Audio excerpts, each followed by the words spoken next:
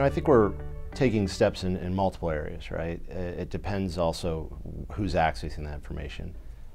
We validate the user itself. We're validating the websites that people go to.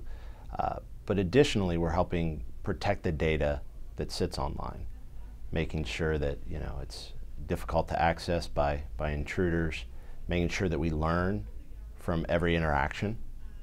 So as we see people try to hack into an environment, that we update our collective grid to that effect so that the user, it becomes more and more difficult for that hacker to do that.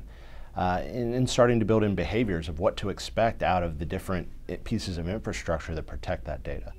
And setting up, if you will, appropriate levels of control across the gambit, not just relying on a single level, antivirus, but looking at where the data is stored and protecting the database, putting in a layer of data loss prevention, so if it gets sent out or exfiltrated, you can catch it there, and then also protecting on the endpoint and network sides. There's a couple of them. The big emerging trend is around big data. So there's this big data challenge out there, which to me, simply put, is the information. We have the information we need to solve the problem. If only we could mine it, understand it, and then enforce it.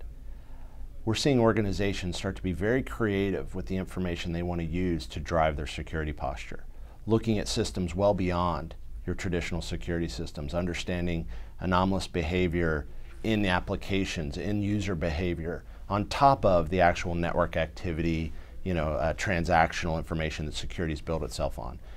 And that's really an area where McAfee's positioned itself, is trying to be that operational layer, so what we call big security data, which is allowing to take those feeds and take that understanding and really operationalize it in the environment. So allow interaction, allow blocks, allow quarantining, you name it, but set up that environment for rapid understanding and response. Essentially bring SIM to where we all thought it was going to take us, but kind of to that next level. One of the best practices that my team and I are most fond of, we actually put in the book we wrote, which is around riches, ruins, and regulations. And it's an easy moniker to do, but it's taking the line of business owners, which in the government line of business will be defined slightly differently, but the people that really know how an organization works. And how small you have to get in that depends how big your organization is. But asking them, if you wanted to get rich, what would you do, morals aside? And not the security guys, but the actual people running it, the people that really are the subject matter experts. Ask them that question. And then ask them, how would you ruin us? And understand that. And then what regulations do we have to live under? If we start with those three bases of understanding and build our entire posture behind that, we're in so much of a better position. Right now we look at our security teams and we want them to be clairvoyant. Protect us at all costs.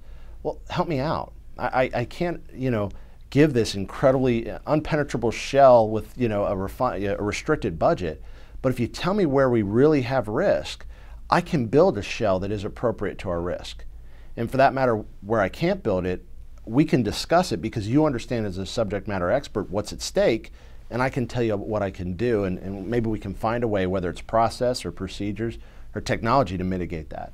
But I think there's a huge divide of the security guys go off and deliver security, business guys go off and run the business. You would never handle any other risk to your business that same way. I think cybersecurity is going to this integrated model where you have to let the different layers work together. They have to work together, not just in an event reporting, the dashboardy view, but they have to share information to truly change the way they behave. The analogy I like to use is if you're a hacker today, it's very similar to being a mouse in a maze. You run down, you hit a dead end, you turn around, you go back, you hit a dead end, you turn around, you go back, hit a dead end, and then you finally find your cheese. But we need to make it more like being a jewel thief, right? If you don't get the window open just right, and you trip the laser, and you leave a fingerprint, all these things end the game, you're done. We can't continue to allow trial and error for the hacking community. If we can remove that, there are still some hackers that will make it in and out, without being detected, but we'll remove this massive amount of noise from the environment and allow us to really focus where we're at. And What I really like about this movement is we're not prescribing 1,000 new controls. So it's really trying to make use of what's already there in an appropriate way. Then we can start thinking about, okay, how do I handle that jewel thief, and how do I watch for him and handle that? But it's hard to focus on him when there's people running in the front door trying to sneak by the security guard, right? So we got to refine that.